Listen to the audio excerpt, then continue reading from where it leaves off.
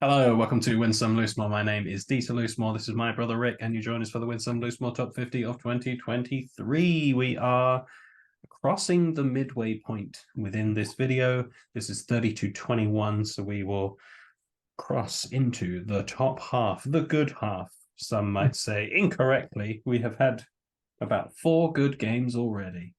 I know. And Deets had Arkham Horror. Bonanza. Garbage. Preambles, garbage. So 30, just tell me. It's a new entry. Oh. Santorini. That makes me very happy. I thought it would. And I have to confess, I actually haven't played with all the fancy dancy. You don't need to. I know. It's just a good game. It is. I played it with my dad and my wife, mostly not for my benefit because it's his game. Cool. It's her sort of game because it's spatial and all the things I'm not very good at. I'm not very good at the space puzzles. I don't like polyomino games, and I'm just not good at them. And she is much better. Tile laying, she destroys me. And I won every single game because I loved it. I haven't played it in 2-player, but I loved it in 3-player because it's the sort of the feint that it's a bit like you were saying about Dune Imperium before.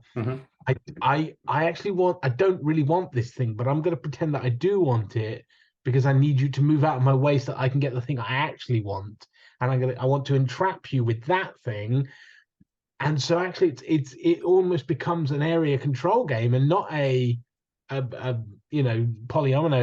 visual sort of game. It's not a polyomino game at all, but it doesn't become a space puzzle. It becomes become almost like an area control. And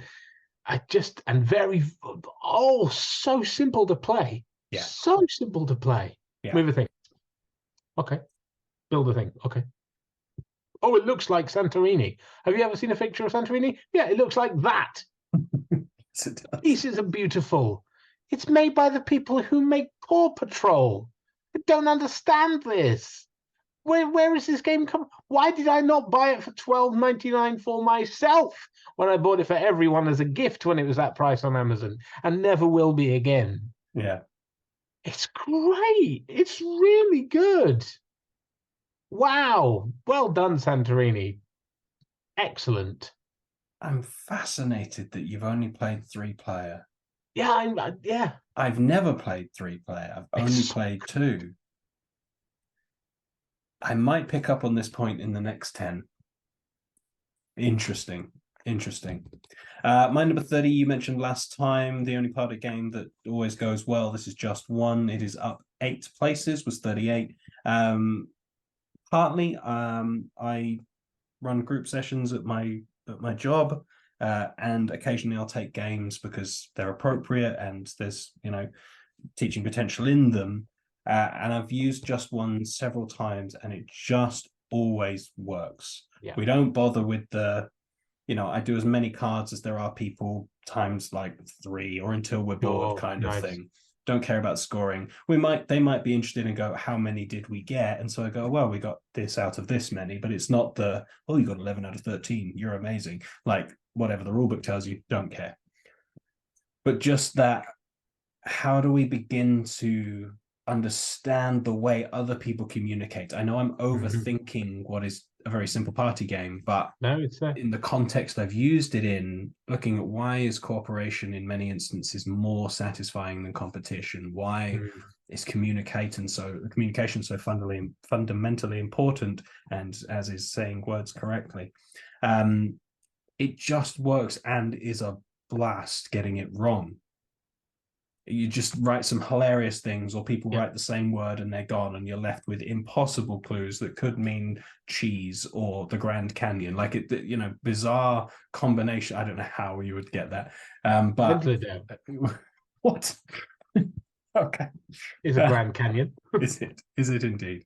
But it just keeps working and it just keeps sticking around. Just one, number 30.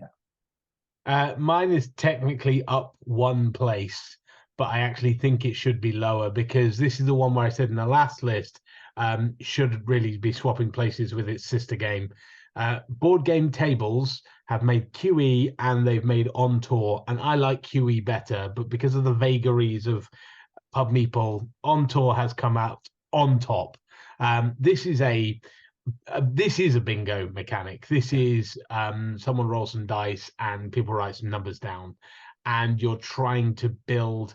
It's actually a surprisingly strong theme for the little that's in it. Trying to build a tour route for a band, and you're determining on what day they're going to go to different places, and you basically score points for efficiency. Yeah. And at the beginning of the game, you roll a 0 and an 8, and you have to write a 0, 8 and an 80. And so you're there in date, you might be in Dayton, or you might be in Ohio on day 8 and California in 80. There are also some rules about where stuff can be drawn because of some cards that come out. And at the beginning, you're just like, well, I don't know, maybe here, maybe here. And then halfway through the game, you go, oh, I've got such a good plan. I've got to put it just in the right place. It's going to work out amazingly. And then you get to the end of the game and you go, everything is wrong. The whole world is a mess and I hate everything.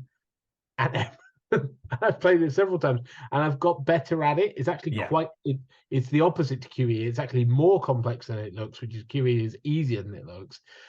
I've got better as I've played it, but every single game starts like that. Oh, I don't know. Oh no. And it's fun. And it can play up to 8 players without any bother. If you had multiple sets, you could basically play infinite numbers of players because it's bingo. Someone rolls some dice and gets some information out, and you draw some numbers. Yeah. Easy. On tour, 29. My number 29 has fallen 19 places. This is the first of 2 in this 10 that last year were in my top 10. This one had slipped a little, and I said it probably would, and it slipped more. This is The Crew. The first one, Quest for Planet 9, still not played, Deep Sea Adventure, whatever it's called. No, it's a different game entirely. The underwater one. Yes. I think it'll settle around here. I was blown away with it. It was, along with Fuse, the thing that was just always in my bag. Partly I'm not in that position where I just walk around with things in my bag, and partly I'm back to enjoying bigger games again. Games that give me a bit more bite, whereas this is, you mentioned a couple of videos ago about, I don't know if it's more interesting than good. I have a lot of fun with this. It's still good for me and it's still fun, but I think its main selling point is that it's fascinating. And I think once you know it, it's not as fascinating. Things like Magic Maze that were in my top 10 and are now outside of my top 100. I get it. I like it. I'm done. This I'm not done with, but it might get there. Trick-taking game, but it's cooperative. You want to non-verbally kind of get people to play the right thing so that you can complete getting the card that you want, but don't play that at the right time. It's good. I think it'll settle here for a couple of years at least. The Crew. Yeah. 78 for me, and definitely in that more interesting than fun category, I think. Sure. Can I just pick up on something you said? You say you don't go around with things in your bag anymore. Do you walk around with an empty bag? Just a water bottle usually. Okay. Well, okay. My number 28 is last year's number 28. Oh, nice. Which is all the more remarkable considering the year before that it was 121. And the year before that, I didn't even write its number because it was over the 100 mark. This is Colt Express. Yeah. Which I played way back when. And really didn't care for. Then someone gave it to me as a gift a couple of years ago. It sat on my shelf. And then finally I pulled it out, and I don't know if it was the right crowd, or we played the right rules, or we did the extended rules, which just make the game actually work. There's a whole bunch of stuff that I just went, this is great. Yeah. And it's part of the reason Downforce and actually Camelot, which is not even in the 50 anymore, have slided, gone down as much as they have, because if I want a 6-player game that people can play and have a lot of fun and laugh, this is a good one. Looks great on the table. It's a 3D train. You're bandits. You're trying to rob the train. And again, I played this with my parents, and my mum won. Our mum won inexplicably. It's basically a programming game. I'm going to go up. I'm going to go down on the train. I'm going to run up and down the train. I'm going to punch people. I'm going to shoot people. I'm going to steal some loot. I'm going to whatever. Dad and I were having a punch up on the roof. Mum had not got the hang of this game at all and was in the caboose of the train firing bullets at exactly no one. She was I'm having a great time. But then we weren't there. We were so busy fighting each other. She was like, well, I'll pick up that diamond. And I won. Because, my kids have like, can we play it? And they can play, again, bit of hand-holding. Like, you have to play one card. Okay, what card are you going to play? And it's fine. And they might not make good decisions, but they might just end up in a place where no one else is, and they can just pick up a diamond. So it's very lucky. It's very swingy, but it's really fun to play. And I was wrong. I was wrong about Colt Express, and it's held its position against the odds, 28. Cool. If anyone didn't like this game, I would have nothing to say to them. I'd say, yeah, that's fair enough. Yeah. Just works for us. Yeah. Yeah. My 28. Have you played it once. Yeah. I'd try it again. Yeah. Yeah. I was wrong. Yeah. Anyway. There are different types of fun. Yeah. Number 28, up 7 places from 35. Again, inexplicably, because I've not owned this in about 3 years and therefore not played it in as long. But one of, and arguably but clearly not for me, I've got more coming, one of the best 2-player only card games to have ever existed, Lost Cities.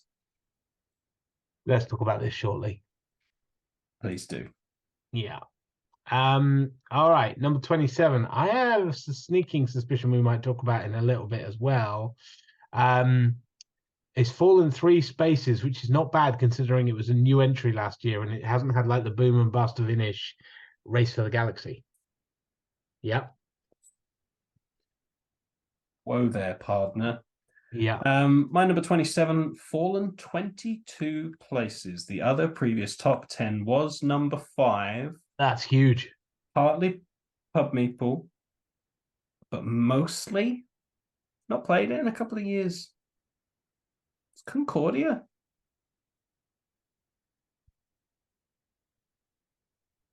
The world breathes a sigh of relief.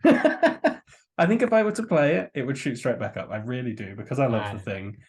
But other things I haven't played in the same amount of time that have held their places. So who knows? It's dry. It's going over the Roman Empire and trading goods and setting up. It's a good, you like the house hotel part of Monopoly. Maybe you'll like this, because it's got a really cool card system that I think just opens up people's eyes to what board games can be in a way that some of the other next steps don't necessarily, because they're a bit safer. Yes, this is a bigger step for people unfamiliar with these kinds of mechanisms, but because the theme is boring, it might be less of a step in that sense, that we don't need to immerse ourselves in this world and consider about, what does this thing mean? What does this thing do? It's just the cards tell you what they are. You play a card to do its action. At some point, you pick up all your cards. It's really simple. Just works for me. But for some reason, 27.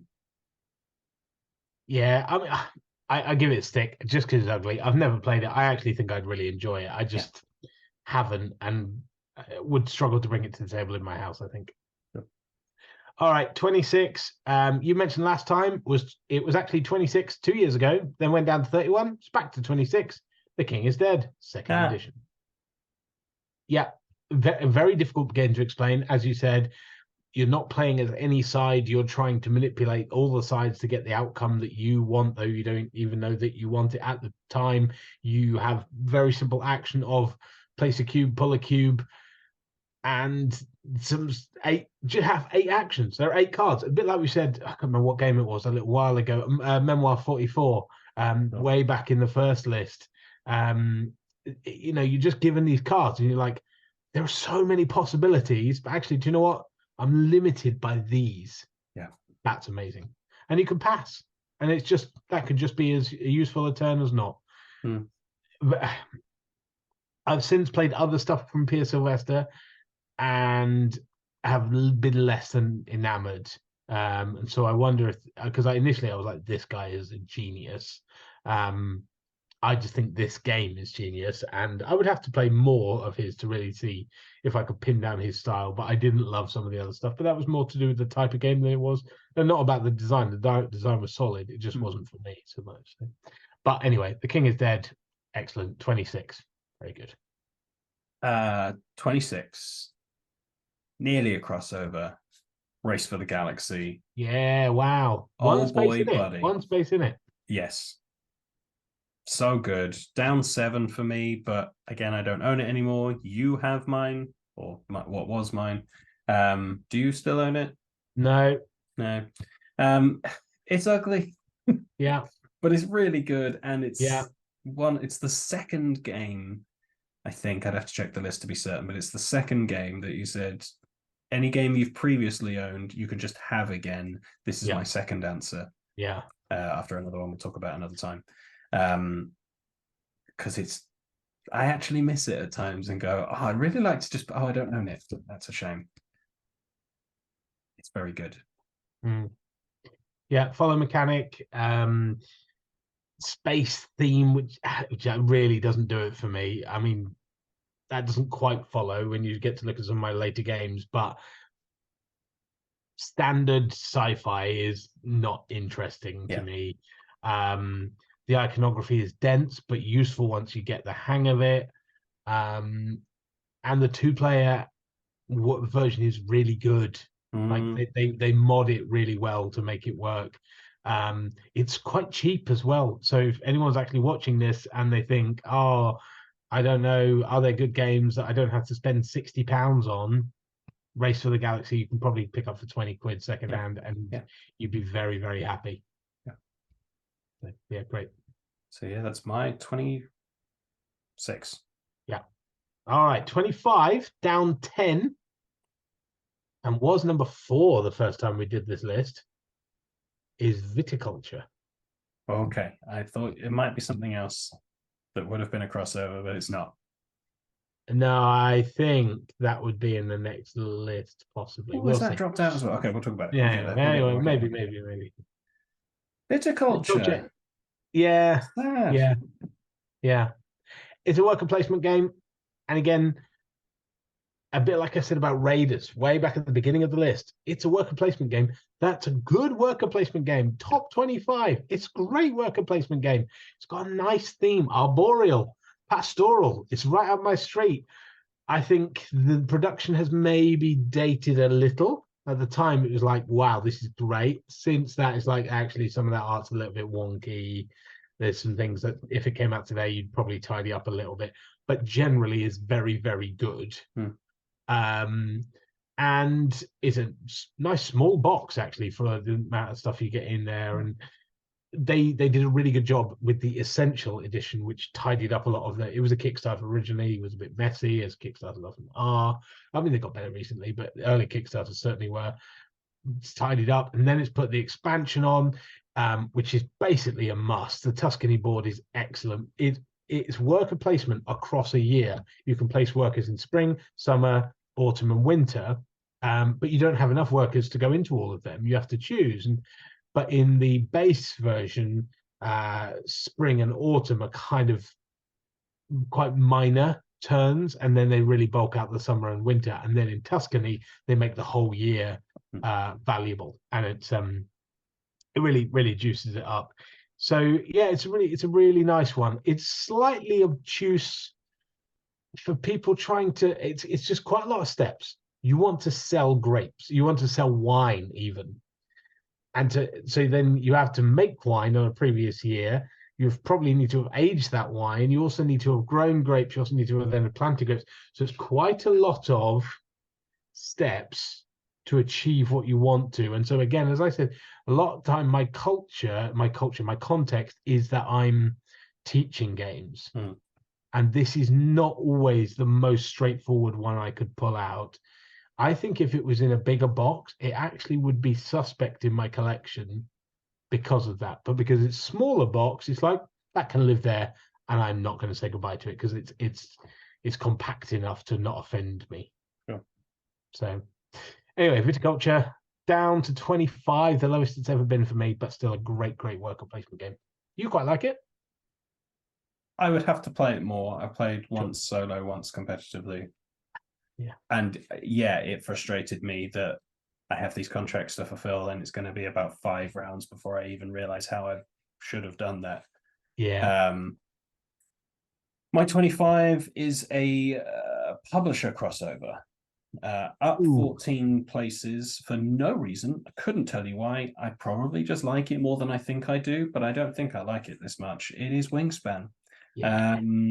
I played this digitally more than physically. I still don't even think I've played the physical copy that I own now.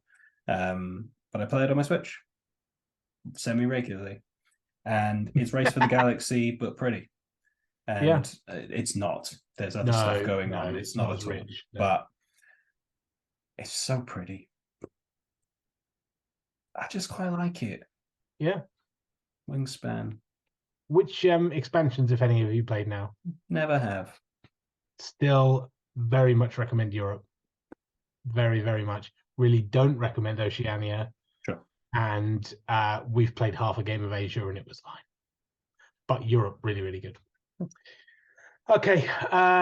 Well, my number 23, you brought up earlier, which is appropriate because it's a 2-player only, Lost Cities. Wonderful game. Where was it for you? 28. 28. So 5 3 spaces. Yeah. It's climbed about 10 for me. Don't really know why. That's probably it went 32, 21, 33, 23. It's somewhere in the 20s, pretty much. Yeah. So it's a 2-player game. You are nominally going on expeditions to find things in the mountains, the sea, lava, the jungle, and the desert. It's gambling and maths. Yeah, basically you're throwing down numbers of color red, blue, yellow, green, or white. Sounds really dull. And again, it's one of those games. Oh, it's just King is Dead. That sort of thing where you go, so what do you do on my turn? You pick up a card and you play a card. Yeah, but what do I do? Oh, no, that's it. Okay. And it can go in the discard pile, but other people can draw from the discard pile. So they might draw something that I had before. Yeah. But I don't want that, do I? No. But what if I've got a handful of stuff that I want, but I can't play yet? I have to get rid of something. But then they might pick it up. Yeah. Oh, that's annoying. Yeah. And then the game begins. And multipliers and all sorts of mathsy stuff. But the tension of, oh, I want all these things. I don't want you to have them, but I can't keep them. So I'm going to have to gamble on you not picking. You have picked it up, and I hate your face. I will just correct you ever so slightly, just because it, for me, is the source of the tension. You have to put down before you pick up. Yes, you do. Yes, because if there's something in the discard pile that you desperately want, that's true as well. You don't want to play anything in your hand, you have to discard, and you're going to cover up the thing that you wanted to pick up, and you've scuppered yourself.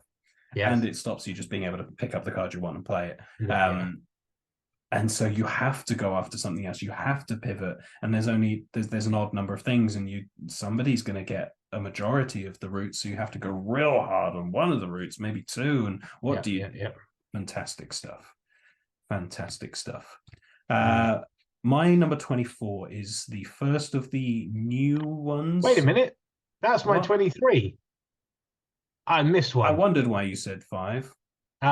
Okay. Yeah, I got that wrong. I'll switch them around. I'll do 23 in a minute. It's fair. Some people, who knows what they think? Who cares? We're just doing this for fun. My number 24 is a brand new game. It's the first of 2 brand new games that are remarkably similar, but are the way round they are. I actually prefer this one, but accessibility, scope, who's going to play it with me? Fewer people are going to join me for Role Player, which is there you go. See, look at his face. That says it all. You're building a D&D character with dice. But it's so much more fun than that. I have done a solo play of this, so do check that out if you want to know how it works. Dice drafting to fill out a little grid, like games like Sagrada and other such things. You're building a pattern that the numbers matter because you want to hit certain totals. There are modifiers you can do or to fulfill your class and species and things that are all prerequisites on how you score. So it's every time is different. Dice are always random, so it's how you draft, how you manipulate, how you mitigate. The world is that you're building a D&D character, and there are expansions that you can then go do something once you've built that character. But ultimately, it's a very cool puzzle that is crunchy and super satisfying, but I think is slightly more niche than my 21, which we'll come to afterwards. But let's jump back quickly to Rick's 24. Which is now my 23. Sure. But I think I'm actually going to hold on to, because I think it might be a crossover with your 21. Okay, then my 23. This is so convoluted now. It's a mess, everybody. My 23 up 20 places. This is the swingiest 10 that I've got. Some are just up 20, down 20. Who knows? It's just the way it works. I think playing your different version helped remind me how much I love the base version. This is Fantasy Realms.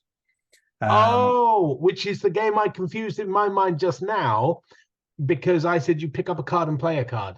Yes. But in Lost Cities you play and then pick up. Yes. Yeah. Yes. Because I'm like, I that mixed up with Fantasy Realms. I'm like, no one's talking about that. Don't talk about that. You are. There it is. I am. I'm crossing over with a random thought you had. So many do. Super generic fantasy, 11 different factions, types of cards that you want to combo together to build your tableau. You're going to have a set number of cards at the beginning, same number at the end, unless you have special cards to do something about that. And you want to build a perfect combo by picking up playing. You control the clock for how long the game goes, because you either draw from the deck, which is going to increase the time because you discard to the communal area, or you're drawing from the communal area, so halting that pace towards the end. And so there's just good choices, because actually the one from the middle isn't necessarily what you want, but you want to get another chance at it to see what somebody else discards. So maybe I will just take a dud turn just to hold up the clock a little bit. Cool stuff. Compulsive play. You just want to go again. I want to see what's in there. I want to pull off the shoot the moon. Fun stuff. Yeah. So you like the Marvel one that I have? I do. I prefer the original. Yeah, I do too. Just kind of cemented it for me. I just had a look. Fantasy Realms 53 for me. The Marvel one 78. The Marvel one's going to stick around. Because it's more accessible theme wise. But same sort of thing. All right. I'm all of a fuddle. Am I at 22 now? Yes. Okay. My number 22 is almost a crossover with myself, almost a crossover with you, but it's not because you've never played it. This is Roll for the Galaxy.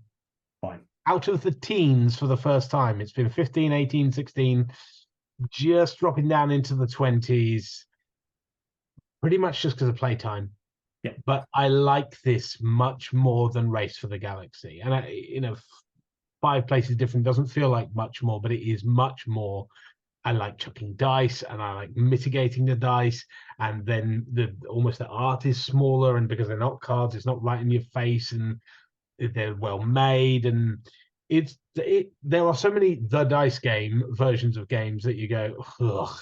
I think it's only Bang really that is better the dice game than the original in a long ways. These two are probably comparable, but I really like Roll, and it does all the stuff that Race does, but for me in a just a more accessible package.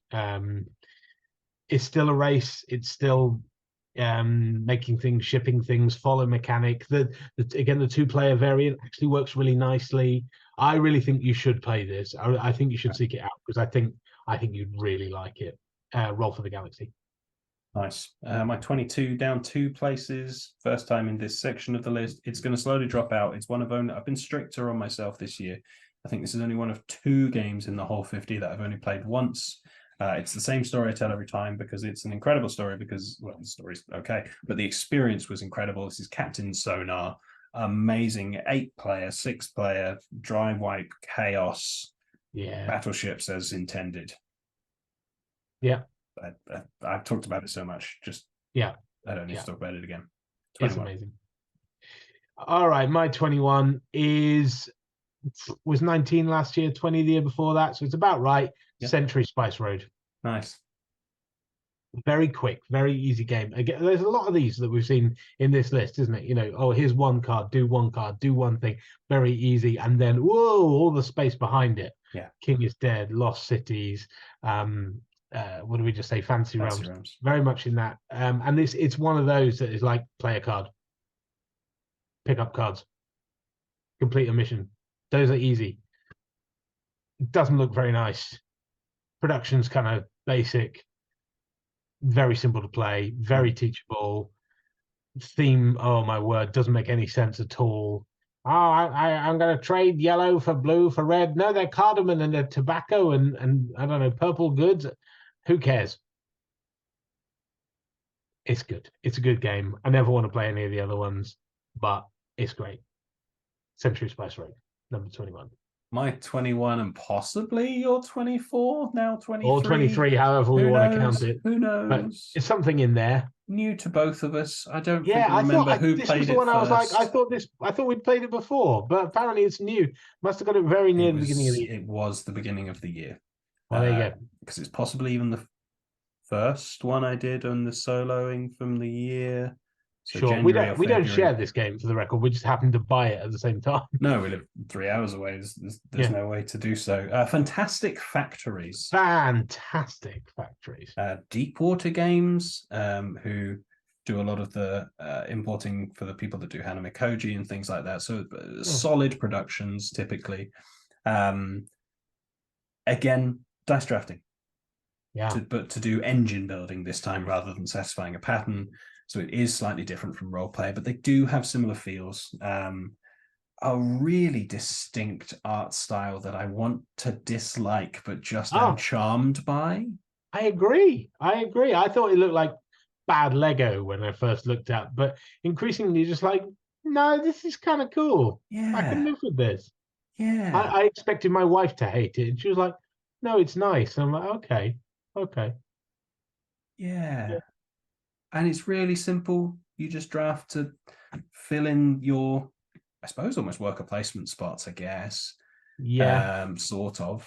But you use the dice that you draft. No, you don't even drafting. I'm talking absolute nonsense. Let's start again. You just roll them and you just trigger stuff off. It's just an engine builder. It's got dice. It feels nothing like role play. Ignore me. I don't know what I'm talking about. It's been such a long time. It's good. But they do feel similar. I don't know how to. I know role play is more like Sagrada, which isn't on the list anymore. It's in the top 60. I know they're more comparable, but there's something about the two that's just dice games. Yeah. The other thing that's nice about it is that I like it. I like an engine builder. We've talked about that before. Underwater Cities we talked about earlier. There are going to be some others that come up, probably not in the next list, but in the next list. That I really like. And in the same way as Dominion doesn't try and dress up deck building, Fantastic Factories doesn't try and dress up engine building. Sure. It just says, hey, you want to make factories that make more dice so that you can throw more dice? We got it. What's the theme? Making dice. Okay. There's robots. You like the robots? They make dice. What about those ones? They turn over the dice. Ah.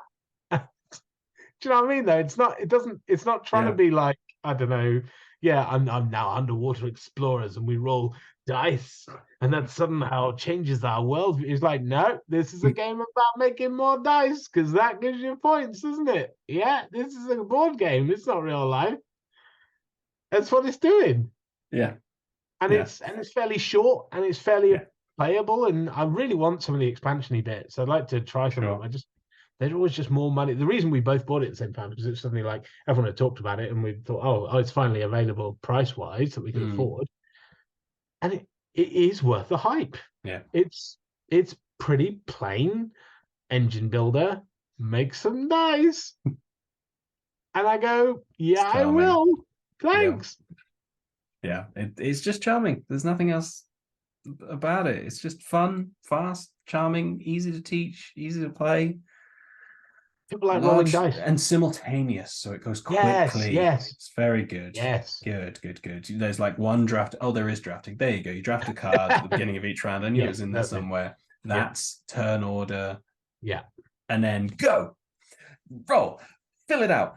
Get metal to get power to get dice to get metal to get power to get dice to get 1 point. 12 points, go! And then just, oh, now I have this card, now I have this building, and as we do this, and I get to flip this one over and put this one here, and I'm still only using the first 2 dice. And yeah, off you go. It's great. Without the stress of fuse. Yeah, not stressful. You're excited to do it. Yeah. Absolutely. Yeah, that's it. Absolutely. So we're over halfway, just 20 more games to go. I would say 40 games to go. I'm going to guess significantly less than that. I think we're going to have a few crossovers. I think this was our biggest crossover list, wasn't it? This was, Lost Cities, I think, Race for the Galaxy, and Fantastic Factories 3. That's pretty big. Yeah. I don't think we'll have 3 again. We'll have in the same list. We only ever have one. Maybe only one. We'll see. Maybe only one. Maybe only one more. Who knows? Who knows? Thank you very much for watching. Do keep updated with the things that we do. Subscribe to the channel, and in the meantime, search me on Winsome. For goodness sake, search me on social media. Too excited. Just search Winsome Loosemore on your usual platforms. You will find me. Great to be in contact with you guys. We'll be back soon with the first half of the top 20, beginning towards the end of the list. I've been Dieter. This is Rick for Winsome Loosemore. We'll see you again. Bye.